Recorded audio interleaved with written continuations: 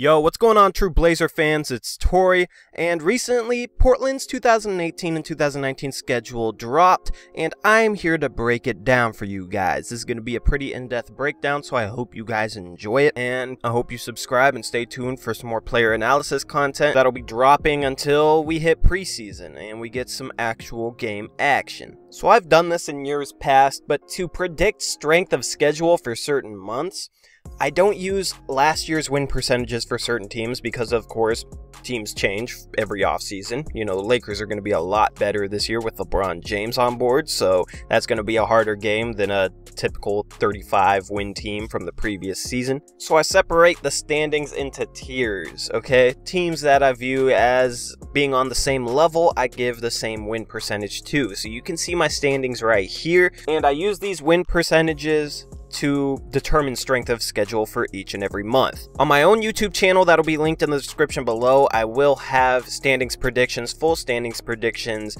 upcoming in the next month or so, as well as a list of top 100 players and some other more general NBA stuff. Of course, that's what my channel is geared towards. So if you guys are interested in that, make sure you hit the link down below and subscribe to that. But yeah, as I was saying, these standings are used to determine strength of schedule. So we're just going to hop into this little table right here, which shows games, home and road, as well as strength of schedule for each and every month. And as you see, man, the first 3 months of the season are very, very tough. And of course, Portland has a history of not starting off fast at all.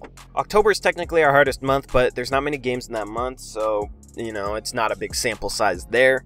November and December are equally as hard. We definitely have a lot of home games early in the year to go along with this tough schedule, so hopefully that'll balance it out, and hopefully we'll be able to stay above 500 until we reach the latter part of the year where we have a much easier schedule. Of course, the schedule does get very, very easy in January. 9 home games, an average win percentage prediction of .447, so that means that the teams we're going to be playing that month aren't very good, and we'll go through the entire schedule and highlight some of the things that I've been looking at. February is also a small sample size, only 9 games. Of course, you got the All-Star break there, and 6 of them are on the road, so that's going to be tough. It's not going to be as tough as the first 3 months, but it's still not going to be easy. March is also extremely easy, just like January. However, we don't have the 9 home games. We only have 6 with 9 on the road.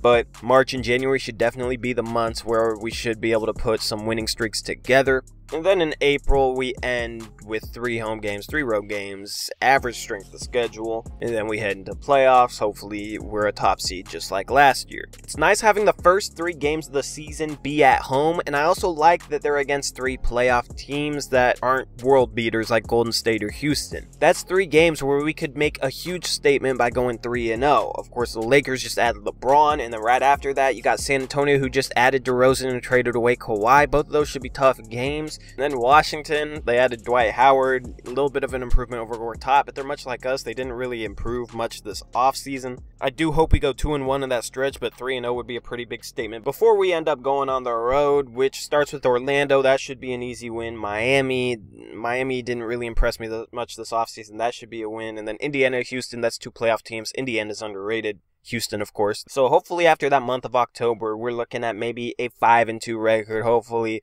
at least 4-3. It would be pretty disappointing to come home in November and not have a winning record.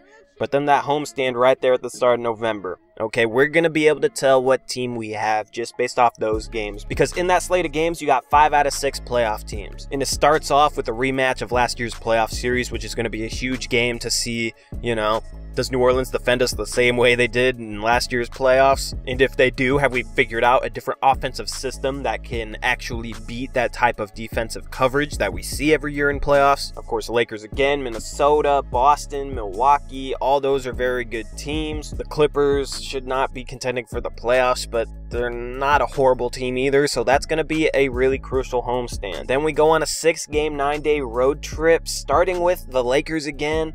You got Minnesota in there, Washington again, Milwaukee again, a lot of teams that we've already played. And then that very hard trip ends with Golden State. That might be the toughest road trip of the season just because of how jam-packed the schedule is with games. 6 games in 9 days is pretty tough, especially ending it with Golden State. Out of this entire season, that's probably going to be the hardest game to win. And then after that, that, you get an assortment of bad and good teams, home and road. At the start of November, we start to play a lot of the top rookies. We got Dallas and Luka Doncic, we got Phoenix and DeAndre Ayton, and then a few games later, we got Jaren Jackson Jr., who could be a dark horse for Rookie of the Year in Memphis. Of course, you got Utah 4 days before Christmas, and then Utah on Christmas. And we have 4 games with Utah in almost the course of a month. That first game is on December 21st. That fourth and final game is on January 30th. I've never seen us be scheduled against a divisional rival for that many games in that short of a time span. Of course, right after Christmas, it's tough. You got a home-and-home series with Golden State. One of 2 home-and-home series this entire year. Usually there's 1 a year.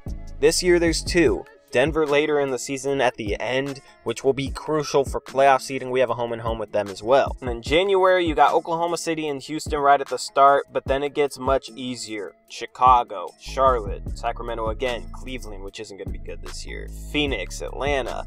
You got a lot of bottom feeders there in that January schedule. In February, our last game before the All-Star break is against Golden State once again this year. And remember, last year's game was absolutely terrific. We won that game. CJ McCollum and Damian Lillard went off against Golden State, and it started a 13-game winning streak. Hopefully that game against Golden State can be just the same, and hopefully it will start off another big winning streak. However, I do highly doubt that, because right after the All-Star break, we go on the road for 7 straight games. Out of those 7 games, we play 6 Eastern Conference teams, so that's 40% of our East slate right there. That's gonna suck for people that like to go to Blazer games, man, because February 13th against Golden State is the last home game until March 7th. That's a very, very long layoff to not play at home. Then the first half of March, it is an average schedule. You do have some decent teams in there like Oklahoma City, Toronto, New Orleans, San Antonio to go along with some bottom feeders like Phoenix, the Clippers, Charlotte, etc. But those last 6 games of March are going to be absolutely crucial because it's going to be that stretch run, and that's going to be 6 teams